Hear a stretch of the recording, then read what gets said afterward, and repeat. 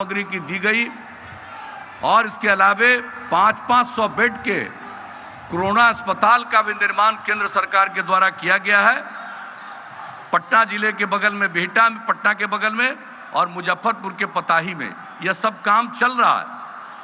और इसके बाद राज्य सरकार ने भी अपनी तरफ से लोगों को सहायता दी। जो हमारे लोग बाहर फंसे हुए थे उनको हम लोगों ने 21 लाख लोगों को 1000 रुपये दर से प्रति व्यक्ति विशेष सहायता दी। लॉकडाउन के कारण राशन कार्ड धारियों को यानी 1,64,00,000 राशन कार्ड धारियों को, उन परिवारों को 1000 रुपये के दर से सहायता दी गई। और बिहार सरकार ने लगभग अब तक इस दौर में 10,000 करोड़ रुपए से भी अधिक खर्च किया है। हालांकि कोरोना का मृत्यु दर पूरे देश में जो विश्व का मृत्यु दर है उससे काफ़ी कम है और हम लोगों का राष्ट्रीय औसत से भी कम है। और हर जो इस प्रकार के लोगों की मृत्यु होती है उनके परिवारों को मुख्यमंत्री राहत कोष से 4 लाख रुपए की सहायता देते हैं। और केंद्र सरकार ने अन्य सभी योजनाओं के लिए काफ़ी प्रशंसनीय योजनाओं की शुरुआत कराई। आप सोच लीजिए, किसान सम्मान निधि योजना हर किसान को 1 साल में 6,000 रुपये देने की जो योजना इन्होंने चलाई, चुनाव के पहले ऐलान किया और अब किस तरह से मिल रहा है। 3 खंड में लोगों को 4-4 महीने में ये सब पैसा मिलता है। बिहार के 75 लाख किसानों को इसका लाभ मिल रहा है। और बिहार की प्रगति के लिए अनेक काम, समय कम है, आदरणीय प्रधानमंत्री जी को हम सब सुनना चाहते हैं। आप सब लोग इसके लिए उपस्थित हुए हैं, लेकिन हम बताना चाहते हैं कि विकास के लिए अनेक योजनाएं चलाई जा रही है केंद्र के द्वारा। और बिहार में सड़कों के और पुलों के निर्माण के लिए भी 50,000 करोड़ रुपए से ज़्यादा की योजना की स्वीकृति देकर उस पर काम चल रहा है। तो इस प्रकार से हर तरह से, और आपको मालूम है पहले यहाँ 15 साल लोग राज करते रहे हैं पहले, और क्या था, यहाँ कोई संस्थान की स्थापना होती थी, मेडिकल कॉलेज का क्या बुरा हाल था। हम लोगों ने 3 मेडिकल कॉलेज पहले स्थापित किया और 8 मेडिकल कॉलेज की स्थापना के लिए केंद्र सरकार का सहयोग मिल रहा है और 8 नए मेडिकल कॉलेज और बनाए जा रहे हैं।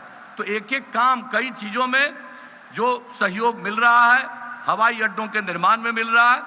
तो केंद्र सरकार के द्वारा बिहार की प्रगति के लिए, बिहार के लोगों के लाभ के लिए योजनाएं चलाई जा रही है। और खास करके बिहार के लिए माननीय प्रधानमंत्री जी ने कई विशेष सहायता दी है और विशेष योजनाएं भी चलाई है। मैं इसके लिए समस्त बिहार वासियों की तरफ से उन्हें हृदय से धन्यवाद देता हूं। और आप लोगों ने जो काम करने का मौका दिया, हम लोगों को एनडीए को काम करने का मौका दिया है, यह तीसरा दौर हम लोगों का चल रहा है और इस दौर में भी हम लोगों ने काफ़ी कुछ काम किया है। हम ज़्यादा कुछ तो नहीं बोलेंगे, लेकिन जान लीजिए पहले कितना अपराध था।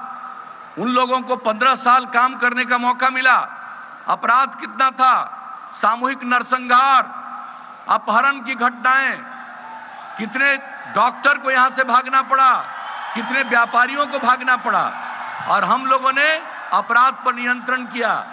और केंद्र सरकार के द्वारा हर वर्ष प्रकाशित होता है अपराध के आंकड़े सभी राज्यों के बारे में। अभी सबसे हाल में जो अपराध का आंकड़ा प्रकाशित हुआ है केंद्र सरकार के द्वारा सभी राज्यों का, उसमें आप जान लीजिए बिहार की इतनी आबादी और अब बिहार अपराध के मामले में 23वें नंबर पर है। तो हम लोगों ने इतना अपराध के नियंत्रण के लिए भी जो काम किया है ये आप सबको मालूम है।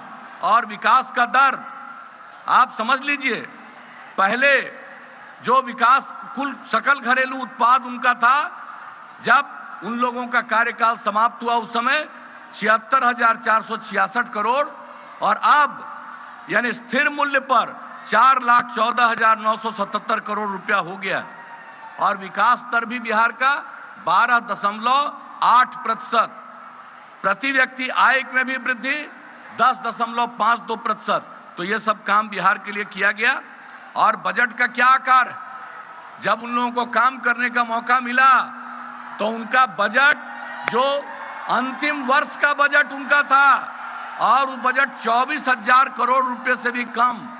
और जब हम लोगों को काम करने का मौका आप लोगों ने दिया है तो अब बजट का आकार बढ़ते बढ़ते 2,11,000 करोड़ रुपए से भी आगे गया।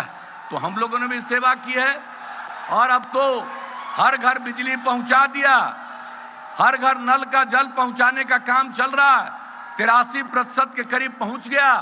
हर प्रकार से हम लोग पूरे देश में शौचालय का निर्माण, बिहार में भी अब तक वो काम पूरा हो गया। तो ये सब काम किया जा रहा है। और इतना ही हम आपको कहेंगे कि अब पहले क्या हाल था बिजली का, जब उन लोगों को काम करने का मौका मिला तो पूरे बिहार में बिजली की खपत 700 मेगावाट थी और अब 6,000 मेगावाट से भी ज़्यादा बिजली की खपत है। तो हर प्रकार से जो विकास का काम है वो सब हम लोग करेंगे। और एक ही बात कहेंगे, अब इसके आगे मौका दीजिएगा तो हर घर में बिजली पहुंचा दिया है, लेकिन इसके बाद हर गांव में हम लोग सोलर स्ट्रीट लाइट लगाएंगे कि रात में अपना बिजली घर का बंद करिए, पूरे गांव में रोशनी रहेगी। अगर आगे मौका दीजिएगा, अनेक काम हम लोग इन सब चीज़ों के लिए करेंगे। और एक बात आपको आश्वस्त कर देना चाहते हैं कि अगर हम लोगों को आगे काम करने का मौका दिया तो हर खेत तक सिंचाई पहुंचा देंगे हम लोग। एक एक काम हम लोग, ये सब काम आप सब लोगों को करेंगे। और जो नई तकनीक है इन सब, और आप समझ लीजिए श्रद्धेय मोदी जी के नेतृत्व में केंद्र सरकार ने जो काम किया है, अब जो नई टेक्नोलॉजी है उसका लाभ लोगों को मिले, गांव-गांव तक पहुंचाने का काम ये कर रहे हैं। हम तो यही कहेंगे कि अगली बार मौका मिलेगा तो इस नई टेक्नोलॉजी के बारे में भी हम सब लोगों को, हमारे जितने लोग हैं, युवा हैं, युवती हैं, सब लोगों को उसका प्रशिक्षण कराएंगे। तो आगे मौका दीजिएगा, हम लोग काम करेंगे। अब तक हम लोगों ने सेवा की है और हम लोगों के लिए पूरा बिहार एक परिवार है। समाज के हर तबके के उत्थान के लिए काम किया गया, हर इलाके के विकास के लिए काम किया गया। अगर आप आगे मौका दीजिएगा तो केंद्र सरकार के सहयोग से और राज्य सरकार की पहल से पूरा बिहार बहुत तेजी से आगे बढ़ेगा। हम नई ऊंचाइयों को प्राप्त करेंगे और एक विकासशील बिहार के रूप में यह परिणत होगा। यही कहते हुए मैं पुनः श्रद्धेय प्रधानमंत्री जी का, आदरणीय नरेंद्र मोदी जी का अभिनंदन करता हूं और आप सब लोग इस कार्यक्रम में शामिल हुए, आप सबको धन्यवाद देता हूं। और एक ही अपील करता हूं कि हमारे एनडीए के तमाम प्रत्याशियों को भारी मतों से विजयी बनाइएगा। इन्हीं शब्दों के साथ